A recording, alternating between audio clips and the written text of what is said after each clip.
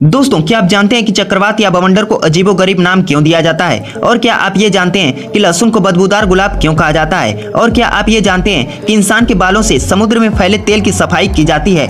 तो चलिए जानते हैं ऐसे ही कुछ अमेजिंग फैक्ट्स के बारे में। नंबर 1, हेलीकॉप्टर को जमीन पर लैंड करने के लिए ठोस और मजबूत हेलीपैड की जरूरत पड़ती है। लेकिन क्या आपने कभी ये सोचा है कि रेस्क्यू ऑपरेशन के वक्त हेलीकॉप्टर को समुद्री जहाज के ऊपर कैसे लैंड करवाया जाता है? दोस्तों, समुद्र में ऊंची ऊंची लहरें उठती रहती हैं, जिसकी वजह से जहाज एक जगह स्थिर नहीं रहता है। जहाज पर हेलीकॉप्टर को लैंड करवाने के लिए एक खास तरह के डिवाइस का यूज किया जाता है, जिसे helicopter haul down and rapid securing device के नाम से जाना जाता है। इस डिवाइस में एक मजबूत केबल होती है, जिसे हेलीकॉप्टर के साथ कनेक्ट किया जाता है। इसके बाद डिवाइस पर लगा हाइड्रोलिक सिस्टम केबल को धीरे धीरे नीचे खींचने लगता है, जिसकी वजह से हवा में हेलीकॉप्टर धीरे धीरे नीचे आने लगता है और हेलीपैड पर सफलता से लैंडिंग कर लेता है। दोस्तों, इस सिस्टम को कुछ साल पहले ही लॉन्च किया गया है, जबकि इससे पहले समुद्री जहाजों के ऊपर हेलीकॉप्टर को लैंड करने में बहुत ही मुश्किल होती थी, जबकि उस दौरान कई हेलीकॉप्टर दुर्घटना का शिकार भी हो जाते थे। नंबर 2, समुद्र में कार्गो शिप तेल की सप्लाई का काम करते हैं, जिसमें से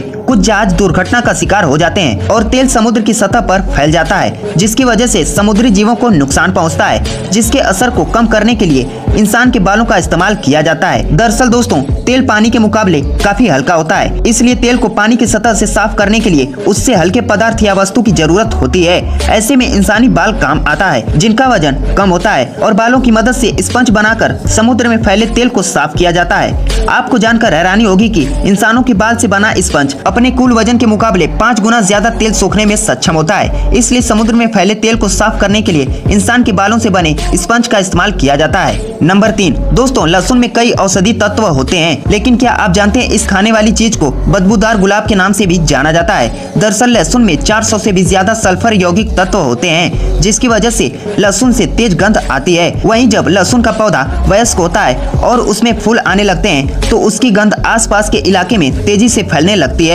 लहसुन के फूलों का रंग हल्का गुलाबी होता है, इसलिए कई लोग इसे बदबूदार गुलाब भी कहते हैं। इस तेज गंध की वजह से कीड़े मकोड़े लहसुन के पौधे से दूर रहते हैं, जबकि स्थानीय लोग लहसुन के फूल और पत्तों का इस्तेमाल घर के मक्खियों और मच्छरों को दूर भगाने के लिए भी करते हैं। अगर लहसुन के फूल या पत्ते को पीस दिया जाए तो उसमें से एक खास तरह का एंजाइम रिलीज होता है। इस एंजाइम की वजह से लहसुन की गंध और भी तेजी से फैलती है, जिसकी वजह से मक्खी और मच्छर घर से दूर रहते हैं। नंबर 4, दोस्तों, जब किसी देश में भूकंप या बाढ़ जैसे हालात पैदा होते हैं तो उस आपदा का कोई नाम नहीं रखा जाता है। लेकिन अगर किसी देश में चक्रवात या बवंडर जैसी प्राकृतिक आपदा आती है तो उस आपदा को कोई न कोई नाम दे दिया जाता है। तो सवाल यह आता है कि जब भूकंप या सुनामी का नाम नहीं रखा जाता है तो चक्रवात या बवंडर का नाम क्यों रखा जाता है? दरअसल दोस्तों, सुनामी या भूकंप जैसी प्राकृतिक आपदा किसी भी देश या राज्य की सीमित हिस्से को ही नुकसान पहुंचा सकती है, जिसकी वजह से मृतकों का पता लगाने और नुकसान का सही आकलन करने में ज्यादा परेशानी नहीं होती है। वहीं भूकंप और बाढ़ जैसी आपदा